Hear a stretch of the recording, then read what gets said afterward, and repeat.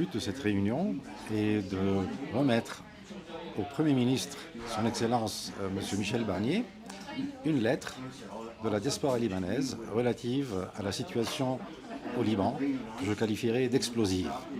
Nous avons été très bien écoutés et nous avons senti l'intérêt que porte la France, la diplomatie française pour le Liban, d'ailleurs qui se manifeste aux Nations Unies depuis plusieurs jours et qui, on l'espère bien, portera son fruit dans une résolution de cessez-le-feu immédiate et avec retour des populations déplacées.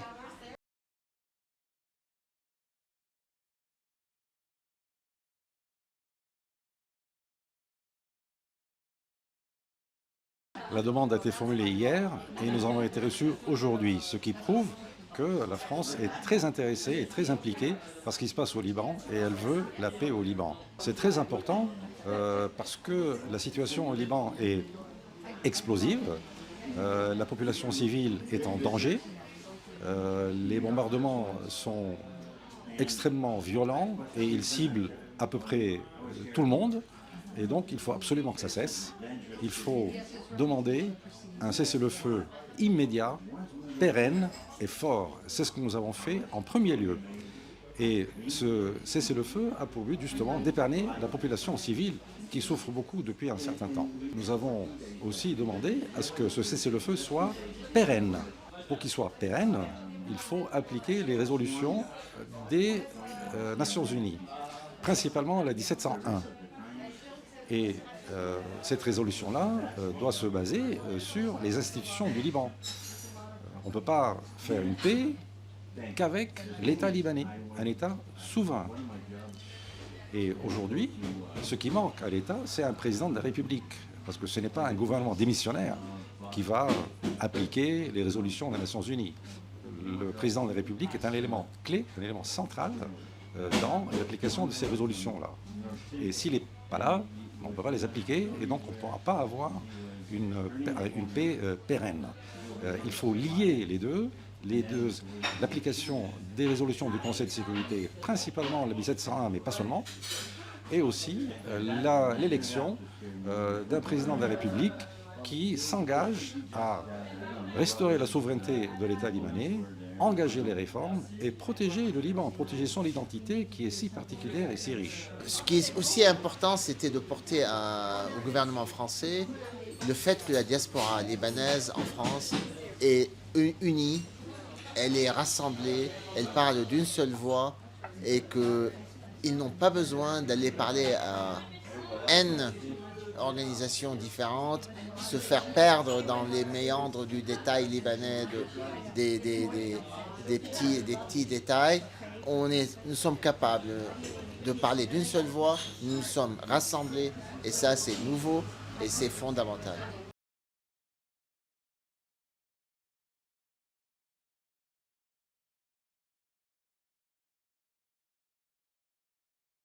Donc ce qu'on a obtenu, c'est que la conseillère diplomatique a bien noté nos revendications. Elles sont parfaitement en phase avec ce que veut la France et elle y travaille. D'ailleurs, hier, la France et les États-Unis ont appelé à un cessez-le-feu, n'est-ce pas? Il est de 21 jours, mais bon, c'est déjà ça. Donc on a demandé à ce que ça soit pérenne et elle a accepté. Maintenant, on a aussi promis qu'on se revoit dans l'avenir proche pour pouvoir continuer et élaborer encore plus cette position afin que nous puissions montrer à l'administration française quels sont les points où les intérêts de la France et du Liban concordent et où on peut, nous, en tant que diaspora, assister l'administration française dans la meilleure connaissance du terrain libanais pour que les initiatives françaises soient mieux ciblées, plus efficaces. Voilà un peu ce qu'on a obtenu.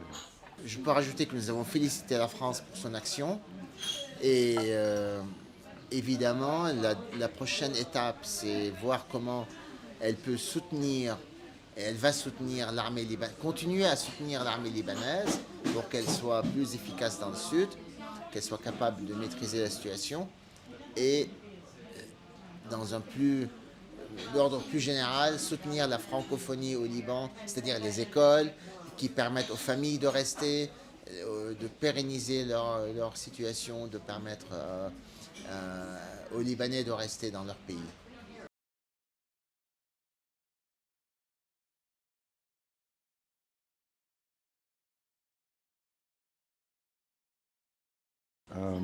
La diaspora libanaise en France, elle est comme le peuple libanais, en phase avec le peuple libanais, c'est-à-dire que l'écrasante majorité ne veut pas de la guerre avec Israël, qui a été initiée par un groupe seul. Il a entraîné le Liban dans cette guerre. Après les frappes israéliennes aveugles et qui ont touché des civils, la diaspora libanaise, comme le peuple libanais, s'est solidarisée.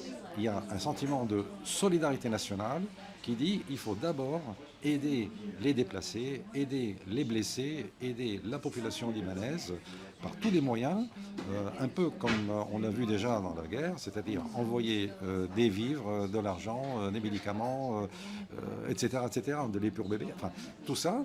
Et c'est ce sentiment de solidarité nationale qui a émergé, et ça c'est tout à l'honneur des Libanais, parce que c'est une preuve qu'il y a une identité libanaise et qu'on s'entraide malgré le fait que cette guerre on n'a pas voulu. On aide les blessés, on aide les défavorisés, on aide les déplacés, comme je l'ai dit, en attendant que le cessez-le-feu soit là.